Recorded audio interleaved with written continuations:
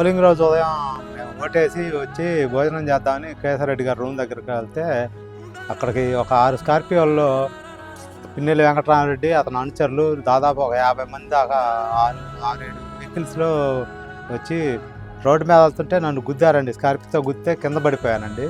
కింద పడిపోయినోడిని అంతే కాలు మీద నుంచి ఎక్కించుకొని వెళ్ళి స్కార్పియో మళ్ళీ వెనక్కి మళ్ళీ ముందుకెళ్ళాడు ఎక్కించి. కాలు మొత్తం 11 ముక్కలు అయిందండి. అన్ని దుర్మార్గాలు చేశారండి. ఎక్కిచ్చాక మళ్ళీ కింద పడి ఉన్నోడిని ఒక 20 మంది వచ్చి కొట్టారండి. రాడ్లు, కర్రలు, సీసాలు, 2 చేతులు, 2 కాళ్ళు, నెత్తి మీద 15 కుట్లు పడ్డాయి. ఇష్టం కింద పడ్డాన్ని 15 మందికి ఇష్టం వచ్చినట్టు కొట్టారండి. 2 సంవత్సరాల నుంచి అసలు నరకం అంటే ఏదో అనుభవిస్తున్నామండి. ఇప్పుడు 5 సర్జరీలు జరిగాయండి. ఇంకా సర్జరీలు 2 చేయాలన్నారు. నెల నుంచి మేము మంచం మీదనే ఉన్నాం. బయటకు వచ్చే అవకాశం కూడా లేదు. జనాల్ని ఇంత హింసించిన వాళ్ళు జైలుకి పోతుంటే వాళ్ళు ఏదో సచ్చీలు రాలా వాళ్ళు జైలుకి పోతుంటే వీళ్ళు అంతా నాయకులంతా మళ్ళా కొవ్వొత్తుల ర్యాలీలు, శాంతి ర్యాలీలు చేస్తున్నారు. సిగ్గు శరం లేకుండా ఎంతో ఇబ్బంది పడుతున్నాం. నరక యాతన అనిపిస్తున్నాం 18 నెలల నుంచి. నాలాగా ఎంతోమంది ఉన్నారు.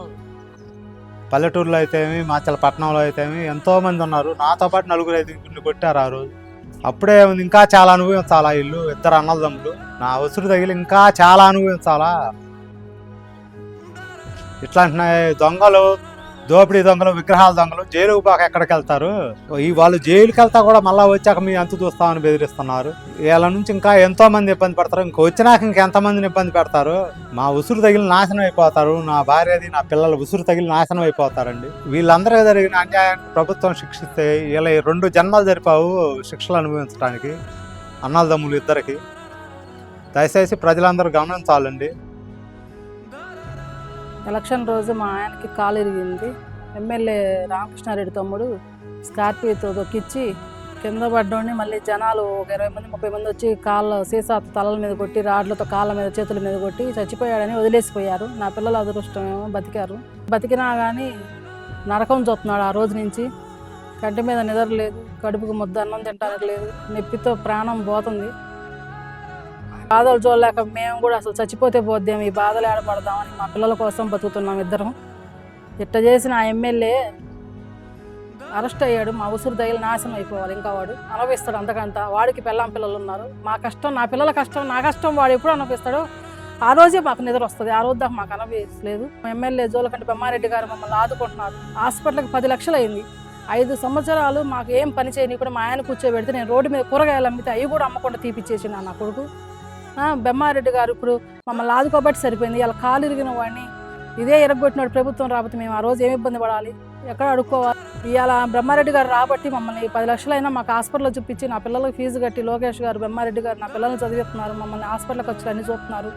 మమ్మల్ని కుటుంబ పరంగా అంతా ఆదుకుంటాం. 18 నెలల నుంచి మమ్మల్ని మంచంలో ఉంటే ఒక మగ మనిషి బయటకు వెళ్ళకపోతే నేను ఇతనికి సేవ చేసుకుంటా, నేను ఏం పని చేసుకోలేకపోతే మా పిల్లలకి మాకు అన్నం యాడ్ నుంచి వస్తుంది. బెమ్మారెడ్డి అనేవాళ్ళు చూడకపోతే నేను నా పిల్లలు నరకం చూస్తున్నాం. కళ్ళం పట్టి నిద్రపోయిన రోజు లేదు. ఏం చేశాడు నా మొగుడు? నీకు అంతసేపు కాలు ఎరగొట్టాల్సిన అంత అవసరం ఏంది? నీకు నచ్చినోడు నీకు ఓటేస్తాడు, ఎవరికి నచ్చిన వాళ్ళు వాడేస్తారు. మా జోలు ఎందుకురా నీకు అసలుకి?